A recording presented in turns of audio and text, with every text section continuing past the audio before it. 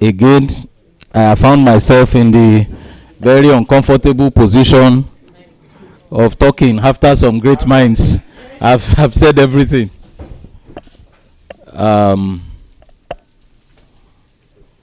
I have a few things that I've written down. I'm just waiting to make sure that my own copy gets here. Thank you, sir. Thank you. All right. I won't take too much of our time. I have a few things that I've jotted down. Like I said, I recall the very first time I had the privilege of meeting my mentor several years back. And I say this to every young man, every young woman listening to me at this time. I believe you have been seriously blessed by everything we have heard. Don't joke with that inner voice, that intuition. I'd been reading SuccessDigest. I'd read quite a few editions. And I said to my very good friend one day, he saw me reading, let's go and play football. Let's go. I said, hold on. I need to finish what I'm reading. So he just tapped it. What are you reading? SuccessDigest. He laughed. Is that a laughter of... I don't understand what that is all about. So, friend, leave this one and let's go and play. He went, had fun, came back, met me almost on the same spot. I said to him, do you know something that occurred to me? He said, what? I said, a thought came to my heart that a day is coming. I will stand on the same platform, side by side, with the author of this magazine. He laughed even more than the other time. Well, look at this clown. You know? I left the place, went home. I said the same thing to my dad. My father looked at me. He said, do you know the author of this book, of this magazine? I said, no. Do you know the caliber of the man you are talking about? I said, I don't, but I've been reading. He said, you're concentrate on what you are doing. Leave that one for another time. I said, even you don't believe? No, it didn't matter. It didn't matter. Several months later, I read an edition, and my mentor said he had a small challenge with his email and some other things. In my mind, I said, no, but that's not a problem. That's not a problem.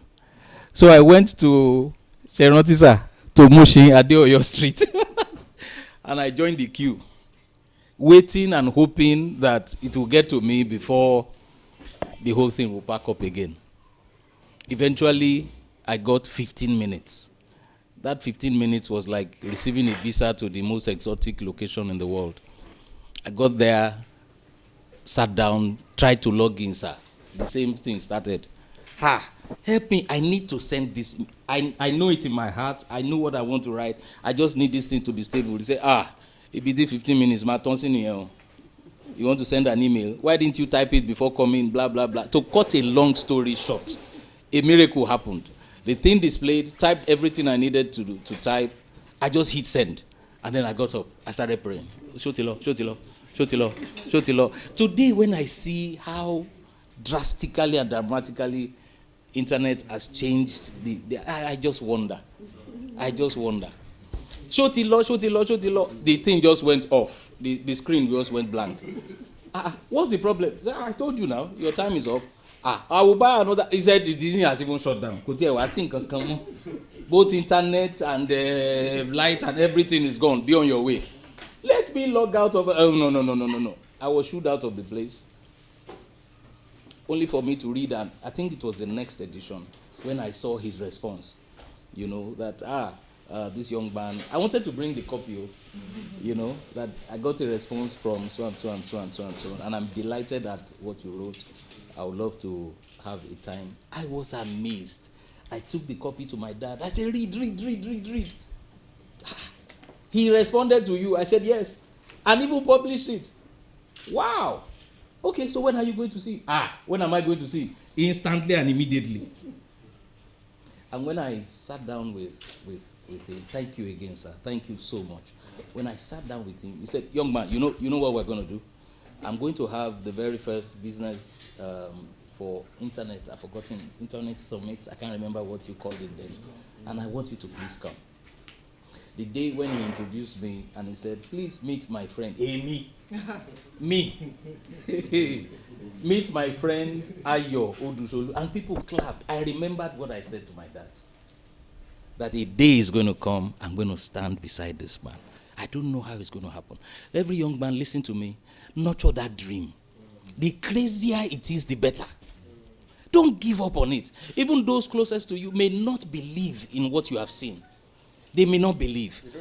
They don't even need to believe. You nurture it. Don't let it fly away. Don't let it be lost. That is equity for the future. You may not even understand it yourself. I didn't know where the thought came from. Who am I? How would I even get across to such a person? But God made it happen. So I want to say that to you. That's the first thing. Nurture that intuition. Nurture that gut feeling. It may seem crazy. It may seem not doable. Listen to me. The greatest entrepreneurs have been down that way. And they had a story to tell. Yours also will be a great story. Let me also say to you, every young man listening, every young woman listening, you are a Nigerian. You have the natural DNA for overcoming extreme circumstances. It comes with us. No, normal. We were born with it. We survive. Kokumo should be our middle name. Yes, indomitable. We shouldn't allow Cameroonians to be called indomitable. No. All right? You are naturally equipped to overcome some unbelievable things. In the country, they said 25,000 went into depression. They took life. Hey.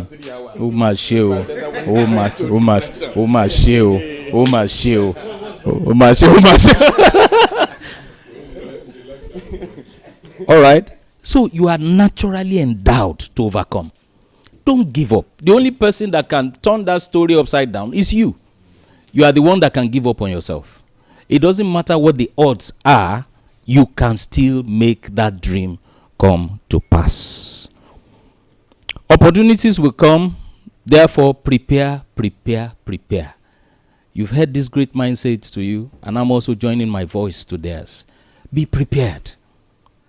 Sometimes, when that door opens, it opens without advance notice.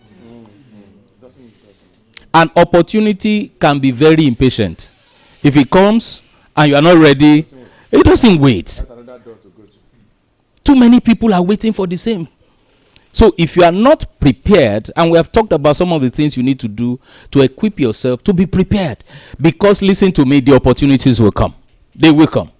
Whether you are blind, deaf, crippled, it doesn't matter. The Bible says time and chance happens to them all. God is that faithful. It will ensure that every human being has that opportunity to rise above their estate. Now, what will determine whether you are able to seize that opportunity is how prepared are you. Let me add a few things quickly. This point, I said, don't jump with any enterprise. Don't jump into a venture just because others are doing it and they are doing it well. I learned it the hard way. I went to the Redeemed Christian Church of God Convention Center, the camp, and I saw people selling handkerchiefs. To me, they were selling in dozens. People were simply buying. Bring 2, bring 3. I say, hey, see money. So the very next opportunity I had, I think I have shared this story with you several years back. The very first opportunity I had, now so I go charter handkerchiefs. And I mean charter.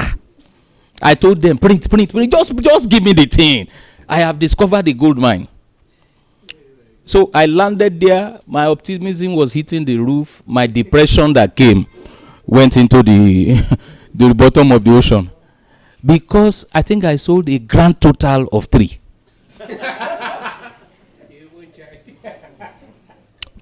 3 pieces. 3 pieces. Why? As soon as I carried my wares, some people just came out. Yes. Where's your... I said, where's my what? I just want to sell. I'm a member of this church. Hey, Joe. Hey, Dakun. This is my very first venture. They say, no. That's not. We don't do that here.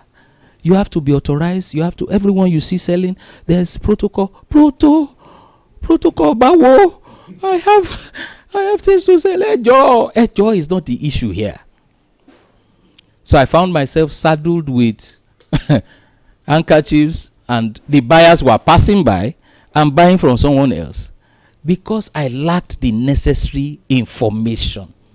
The front office is where you see the physical things people are buying. The back office is where business is happening. So if you don't know about that back office and you jump into the business, you will burn all 10 fingers and 10 toes. So for that, I'll say to you, pay the price of apprenticeship. Pay the price. It comes with a price. You must be trained. You must be equipped by someone who has gone down that road. They have learned the hard lessons and they are willing. I was fortunate, like all the young people, thousands of young people, and some not so young anymore, who have benefited from this amazing couple. Not everyone will be able to take you under their wings, but when you find such, you are indeed fortunate. You are indeed fortunate. Take apprenticeship seriously, because they are giving you the benefit, like my brother just said, of sitting on their shoulders, so that you don't need to go through the harrowing experiences that they went through. Don't joke with it. Don't shark away. Don't run. Don't be lazy about it. Don't compromise. You need to go down that road so that when you come out shining. Pay the price of apprenticeship. You either endure the rigors of apprenticeship, or you endure the rigors of hardship. You have to choose one. Whatever you do, add that to it. Ensure it is of the highest quality. Ensure it is of the highest quality. Don't compromise on quality. Whatever it is you do. In the estate that I once lived, I noticed something very strange. I was out very early in the morning, very, very early, a few minutes after 6. And then I just noticed the way I was driving, the steering wheel, something was wrong. One of the back tires was down. How come I didn't notice? So I got out. The place was not clear yet. I just saw that, oh my goodness, there's no way I'll be able to drive this thing out of here. A total stranger walked by me and said, "Oh God, what's the problem?" I said, "I need a vulcanizer at this hour." He said, "There's one here." At what time? They say it usually opens around 6. Vulcanizer, 6 a.m. I beg, where is he? He's just in front. Just walk. So I locked the vehicle and then just took a stroll. And lo and behold, I met this man. Everything was arranged. I said, Baba, is this how you? He said, yes. For how long? He said, I've been here for many years. This is the place I passed. He said, because you weren't looking for me, that's why. I said, I have a problem, this and this. He came, fixed the vehicle in record time. And when I left him, I said, thank you, paid. I became his evangelist. I began to tell people, you need a vulcanizer at 6 a.m. in the morning. I can tell you that there's one. Top quality, sir. Not only was he at his duty post when he should be there. We hear stories that Nigerians are not diligent when anything is given to us. Where did we get that culture from? That's not us. We are hard-working people. So don't joke with quality. Be diligent. Be there. And like, I want to add my voice also to all my brothers here and sisters who have said the same thing. When you say you will do something, do it. Sometimes you may lose money in the short run, but long time, word will spread that they have found a faithful man. A faithful man. Faithful man. When I got married, I needed to change furnitures. I asked a friend. I said, don't buy from anybody. There's this guy. He's good. He's this. I said, have you? He said, yes, I've interacted with him. Where is he? Let's go to his shop. He said, he's in Oshogbo. Oshogbo Bawo. Don't we have carpenters? No. You don't understand. Until you experience this guy, you don't understand what we're saying. I said, no. Let's just go and get. We are talking about quality. We are talking. Very forceful arguments. So I said, all right, fine. Let him come. The guy came. He said with such assurance, as though I was talking to the very dawn of furniture making. He said to me, I will deliver in 2 weeks. I'll bring it to your house. I said, I'm told you are from Oshogbo. He said, I'm not from Oshogbo, but my shop is there and the things I do and all of that. Rest assured, sir, I will deliver. Really? So I said, okay, fine. So let's try. And I did. When he brought it, I entertained some friends for a while until eventually they couldn't take it anymore. One or two of them had to come to me. Sorry, who do this your chair? Where the guy there? I said, what's special about it? He said he didn't compromise on quality. You know, when I come to your house, I go first bounce like this. Bounce. Why? The replica of your chair not in my house. If you bounce, you're on your own. So I wanted to find out if it was the same guy who did your furniture. And I found out that I've been coming to your house several weeks. I come regularly. And where did you get a guy like this? I said, Oshogbo. He said, where? I said, Oshogbo. Oshogbo lo wa say. Really? I said, yes. Do you know that when he brought for my friend the same quality, he delivered on his promise? My friend also became evangelist. There was no social media, whatever then. But people who experienced him just said, we need to give this man our support. You are doing a good job. Word spreads quickly, whether you are delivering good or bad. So bear that in mind. All right. Lastly, wolves hunt in packs. Don't try to go it alone. You need a network of like-minded, passionate people who can be there for you. Don't try to go alone. We all have experienced help and support at different times in this journey. Otherwise, I dare say that some of us would just have been too discouraged and would have given up. Don't try to go it alone. Surround yourself with experienced, passionate, and like-minded go-getters. My personal favorite, leverage on technology. Many of us here can tell you just how well technology has enhanced what we are doing. Okay? And lastly, improve your value coefficient. How valuable are you? I've been privileged to sit on several interview panels. I always leave almost all the time with the same thought in my mind. Are these the people who are going to take over Nigeria in a few years? A person brought her CV, qualified. I was excited. Finally, somebody is qualified. Okay, let her come in. Let's talk to her. And I said, tell me about yourself. Oh, my God. It was a disaster. The number of missiles she was firing per minute. I was embarrassed. I had to tell her, it's all right. It's okay. Utida me today. You understand? Improve yourself. It is not an elective course. It is a compulsory course. In this university, you want to be great, you want to be announced, you want to be celebrated. You must constantly improve, redefine, and maximize yourself through constant learning, constant doing, constantly getting better. Thank you for this opportunity, Sama.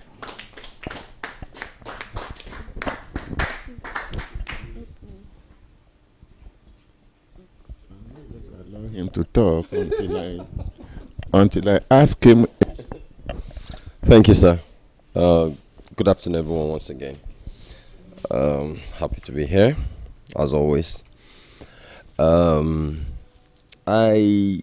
Right from when I was a little boy, I've always wanted to be successful, and obviously, success to me meant rich, right?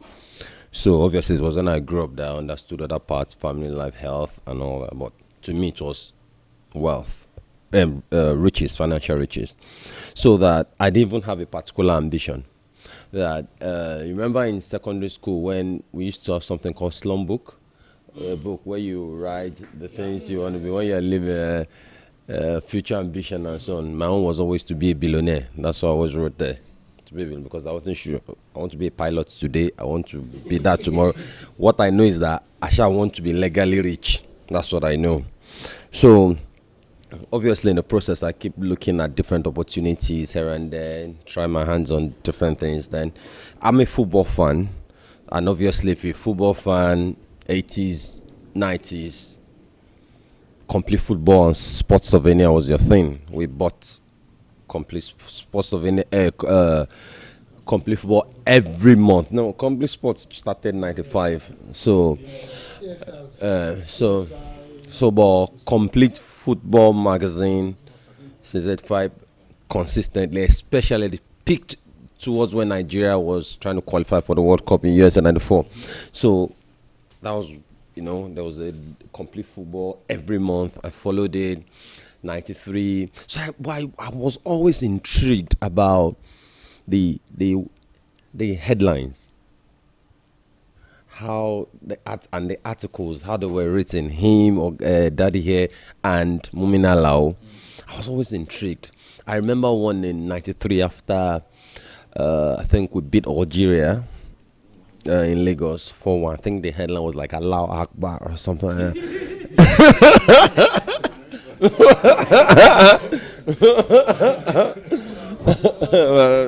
We're back because we lost the first game to Cote d'Ivoire in Abidjan, so that was a comeback. And considering that Algeria scored first, so there was tension that day, so 1-1 eventually. So yeah, that was when Olise, because West Ham had always looked for a defensive midfielder. He tried to make a Zugo, tried different players. Then when Olise came in, West Ham, here is your destroyer.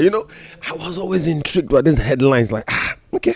But I didn't know, obviously, I thought it was just all football. So I didn't know there was something behind it, that copywriting and headline, there was something special behind it. So I was just liking it. Myself and my brother, we had copies of Complete Football lots, and later Complete Sports from 95. So I think it was in Complete Sports that I now saw the advert of Success Digest. Success Digest advert. I'm like, okay, which one is this Success Digest? I actually was seeing it, but I didn't buy it. But it was not until 2099 or thereabout when I now saw it at the vendor stand. I'm like, okay, this advert that I've been seeing. So I eventually got a copy. So I was totally blown away. So all the headlines, everything. So I think there was a topic on copywriting, headlines. So all these headline, these people were writing in Complete Sports. It was not just football. It wasn't just football inspiration. It was copywriting behind it. So then the seminar offer started coming up. I think one that intrigued me first was one Gallstone Export. Gallstone, that one man that eventually turned rogue.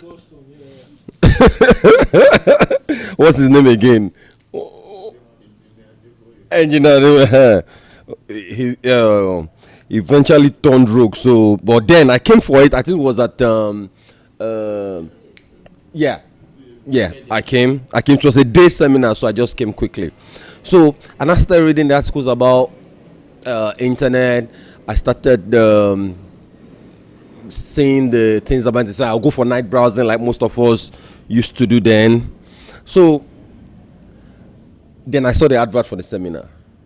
2002. Then it was during my NYC. So I was like, okay, HND graduate. Job, I'm not sure. Like, that's my personal photographer. She can enter. My personal photographer. So this is I'm not sure I'm going to get a job when I graduate anyway. So, and I've always wanted to do business and just be a billionaire. So the seminar was 15,000. 15,000, and to me it was a lot of money, but I put it together. But I didn't know.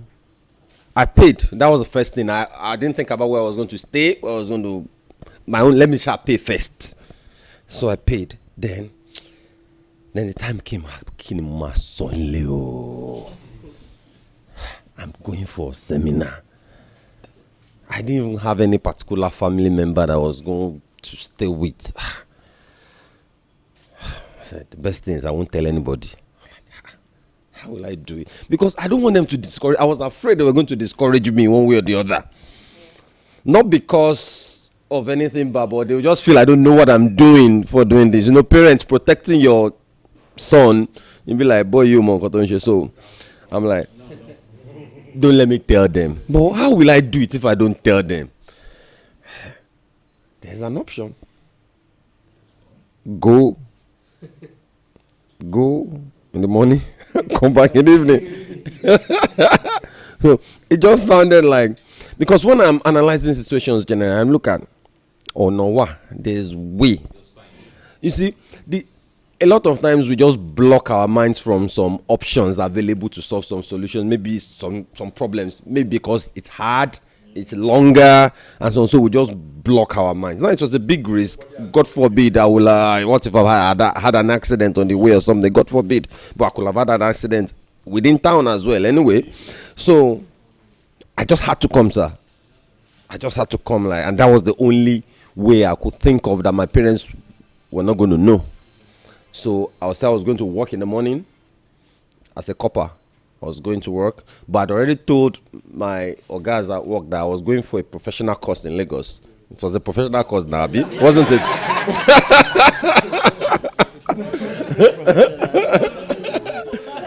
So now, when I initially after the 5 days, I was like, okay, I got on, we've learned everything. Now, what do we do? For me, when I go back to work. Now, and I started opened the CD that came with it, all the ebooks, the early internet marketers of those days, the Jim Daniels, and so I now go to their websites, Then Yannick Silver was just coming up then, So Jimmy D. Brown, So then I fell for it totally. The copywriting, I like copywriting. I think I have a bit of flair for writing. I like to write. I like to read. Then I know how to write sales letters, the headlines. So I was buzzing. I found Dan Kennedy's book of his blessed memory. I got his books. So I was just buzzing like, this thing is possible. It's possible. So when I finished my NYC, I'm okay, it has dawned on me now. So now January 2003, what was I going to do? So, like most young Nigerians, I tried to travel abroad. So this Canadian immigration thing everybody's doing now, I tried it then, but I didn't have the money to pursue it. So how you assess yourself and so on and so forth. So one of the things he taught us at the seminar was the information packaging and internet marketing. I'm like, okay, I can do this. So I all the materials I gathered about Canadian immigration, I put it together. I set up an autoresponder account, which he taught us at the seminar, get response, free version then. Wrote the sales letter, put it inside the autoresponder. I didn't even have a website. And I took an advert, 3,500 naira in SuccessDigest. That was the price of the classified advert then. And I said, Canadian review that last. He's the one that taught us all those headlines now.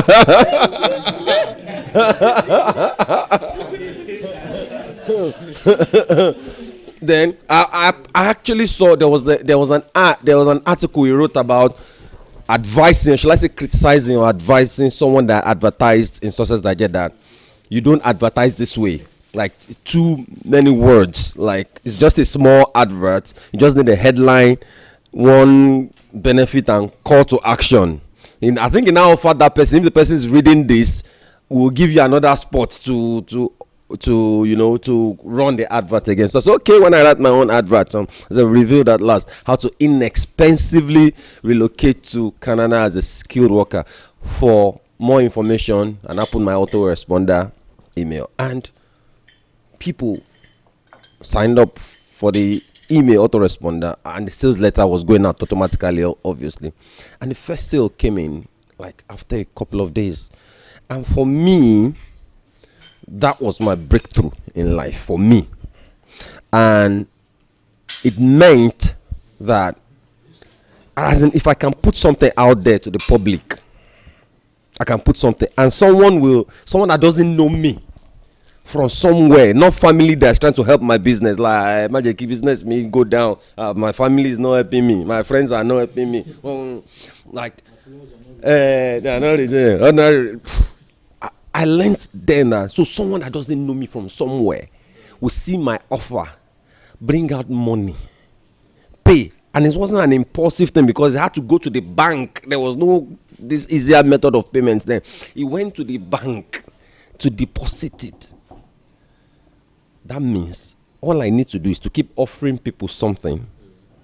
And they'll buy. So as long as they are human beings, that's the first lesson for me. As long as there are human beings on this earth, wherever I am, they must buy something. What they buy in this economy might be different from what they buy in that economy, but they must buy something. Even if they don't use money in that economy, they will exchange with something else. All I need to do is just offer them something.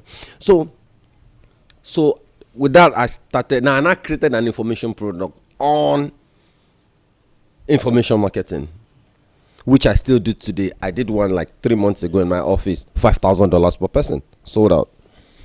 So I do it now because I still want to show those that I'm teaching that we're still doing it. It's not just theory. So, and I kept churning out more information products, kept churning out more information. Some will sell, obviously, some won't sell. I'm still learning that. I will have bestsellers. I'll have some will just. At the beginning, I remember I had issues that I couldn't even keep up the delivery, and people were complaining to SuccessDigest. Rather than me coming to explain, I would dodge. I was dodging, I didn't understand. I didn't understand it, but it was very. Even when he even put something on, wrote something about it, he didn't crucify me. He just kind of nudge that I should come and so on and so forth. So I thank him for that. He could have just written something and should probably somewhere forever. Someone will have put it online now, and they'll be referring to it. You call yourself honorable. Look at what you did then.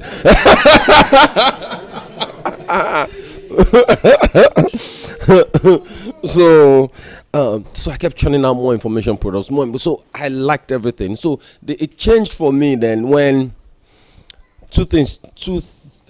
for information marketing. It changed for me when I took a full page advert here, and I wrote one mad sales letter. Very long. which I made a bold promise, like, if you don't make money applying this, report me to EFCC. That was the headline. Report me to EFCC. And EFCC was just blowing then, It was hot. It was a bold claim. So that was another lesson I learned, that you go big or you go home. After you have started small and you see it is working. Now, I'm not saying just throw money at anything. No. You're doing this small business and you can see it's doing well. You grind this fruit, you mix it with water, and you pack it in a bottle, and people are buying. And you can see that you put 2,000, and at the end of the day, it's 4,000 coming in. You pay here, and you have your 1,000 per whatever. The next thing is to go big, or people will catch you there. So I've been selling with classified adverts, and I can see my sales letter ability. These products are selling. I took that full page advert. I think it was 145,000 euros. So the full page advert for SuccessDigest then. I was like, full page, and my phone blew up. And I took full page in Guardian later. I took full page. I was now confident. I started seminars. I started selling information products from different parts. Then one day I was in the UK, and in fact I actually went to it because my mind was still like I must still relocate. So and I went to the UK. But when I got there and I saw the work, I was like, I tried it. I can't do this work. I was now working, doing internet marketing from my house, from my bedroom. That was when I now got introduced to the international marketing circuit. I was now Warrior Forum, doing Warrior Special Offers, WSO, because I had a ClickBank affiliate marketing. So I now started doing that. I tried my hands on those ones, and things were okay. Then I was still selling in Nigeria. It got to a stage that I will move money from Nigeria to pay my rent in the UK. That was when I gave up. Like, what am I doing? What am I doing? So by then, I I was gisting with my brother and we're watching football. I said, who am I backing to win? I said, this team. And I said, okay, how much did I put? I said, I don't put money. What do I mean? I said, I should go, I can try it now. When I went into, he said I should look for Ladbrokes or William here. I didn't find, I saw Cora, I went in. So I now looked at it, I said, okay, this Nigerians will definitely love this. And in my mind, I was thinking information marketing. So I created an information product in introduction on how to do it. And I sent my friend, Dr. Ojeagbase, who later formed 960 to Complete Sports to take half-page advert. They took half-page advert and people were buying the information like crazy. So me, I'd even forgotten about it. I was about to start another information product when people started calling me, those that bought the information product, that the sports betting companies that I recommended, like they want to fund the account. That do I do funding services? Like I don't do it. Like me, I've forgotten the information product. Then they said they want to do it. I said, okay, I can help you. Then eventually, and I thought the idea clicked. Look, these are people with money in hand. This is a market, a starving market. As Gary Halbert would say, a starving crowd waiting. Look, all we need to do is provide it for them. So to cut the long story short, that was how we birthed the sports betting industry in Nigeria. And obviously, other people came with big money into the market. We've had our challenges and so on and so forth. But I'm not stopping, laying my hands into other business, investing silently in other tech businesses. Naibet is the one that put my name out. I put it myself anyway. Then, but my other ventures, no one really knows about them. Then obviously I wrote this book. Then I decided I was going to do politics. I still teach a lot for free, a lot for paid. I do one free one at Eco Hotel every year. I call it Youth Enterprise Conference. The entire Eco Hotel, jam-packed, 6,500 people every year. I spend about 20 million on that every March, trying to. And people always, we've done, how many have we done now? Four. So, now, let me quickly say like 3-4 lessons that I think I've picked. I mentioned one, which is I can make money anywhere, anytime. There's no excuse. Fine, it can be easier in this economy. When I say easier, the processes and so on and so forth. But at the end of the day, everybody have needs, everybody have wants, right? So wherever I am, I God forbid, I can't lose everything I have and go back to zero. But if I ever go back to zero, I'll bounce back in no time. With the things I learned starting from here, how to sell, copywriting, studying market, I will just put something, I will write sales letter, I put it out there, people will buy. The skill is just, it can't end. In fact, I think I tell Ronald sometimes, I say, this thing can make you lazy. When you know direct marketing, when you know copywriting. Somebody just said it. I wasn't listening. Okay, before I came. It can make you lazy. I'll say, Ronald, let's just we can do this thing, we just leave it, we won't talk about it again. And we know sure banker that money will come. Even if it's small money, we say, if we use it to fuel diesel for our office, it's something, in my office, I have a seminar room that can conveniently take 60 people if we squeeze like 80 people, right? And I have an email list that if I do free, even if it's free event, they will come, we'll sell material. Ronald, how far did the sales letter? Because we know that when push comes to shove, we will do it. It will come. It does not expire. So that is, I hold it very tightly, and I got it from here. So I talked about the second lesson, which is go big or go home, which is very more. After you've tested and you've seen that it is working, then you need to scale. You need to scale fast. Now, another thing I've learned is that there's time. There's time. When we're doing the thing to the seminar in 2002. If they say 2019 something, we'll be like, don't even think about that. Yet you know you. Are we not here now?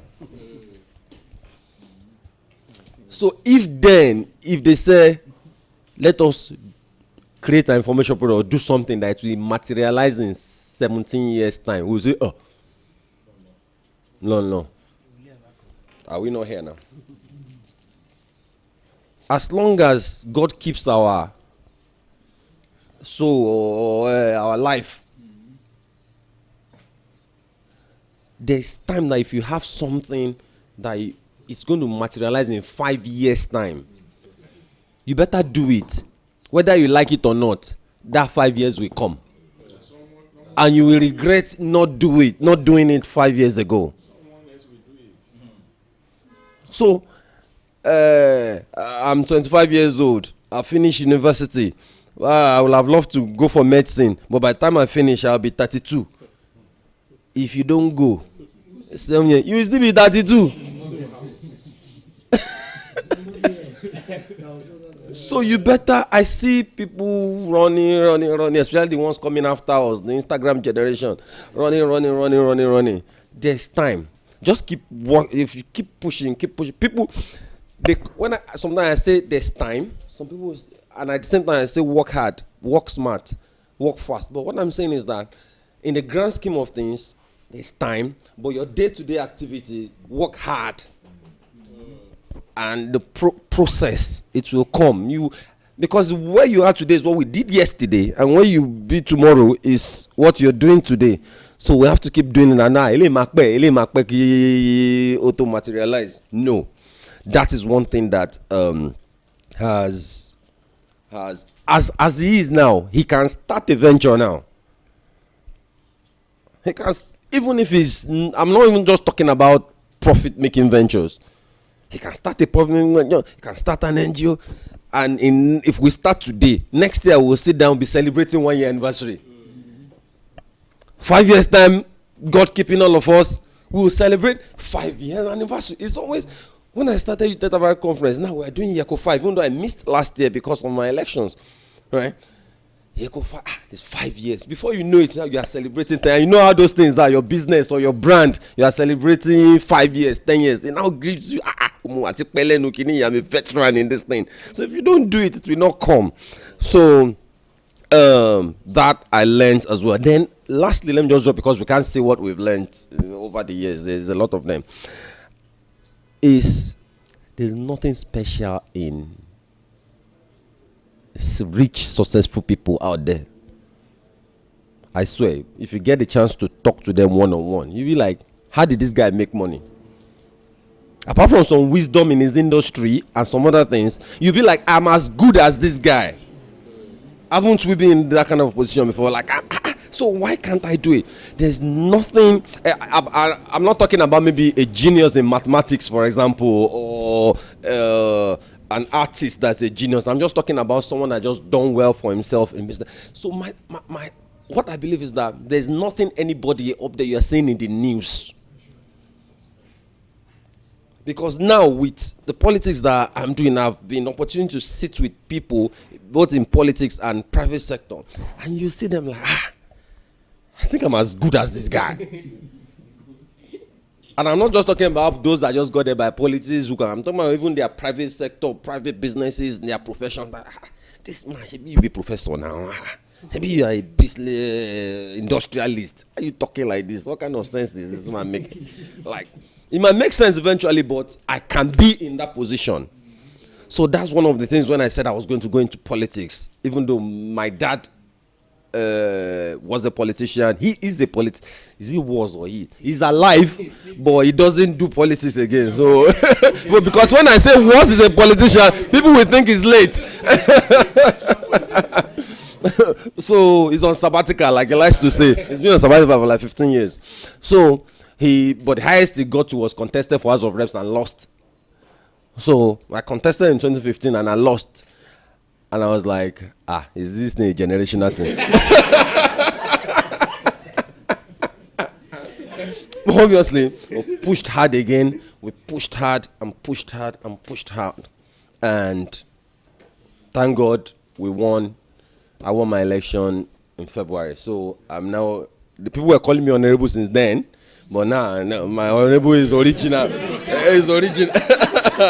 It's original now. So let me just run it up that way. I want to thank you that anywhere I am, when I speak, when I write, I always mention his name. I'll say the foundation of everything I've been able to build on. I say it anywhere. I'm talking about business foundation here. Okay, political foundation, I can attribute it to maybe some people in Ibadan and so on and so forth. But my business foundation, everything that I've done in business boils down to what I learned here. And I've learned a lot. I've gone to other seminars. I've read all the books. At the end of the day, it boils down here. And even when now that we are like big, the basic things, I'm not deviating from those basic things. Right now, I still sit down for the businesses to write copy. I'm still writing sales letter for an Australian immigration dealing. She's writing an Australian immigration product. Wanted to give it some. I said, Darren, I'll write this thing for you. So I'm like halfway. I'm currently writing a sales letter to like this thing is still working till today. It's not story of yesterday. So, Daddy, thank you. I learned everything I know in business from you. I appreciate you, sir. Long life, sir. In good health. And mommy too. Thank you.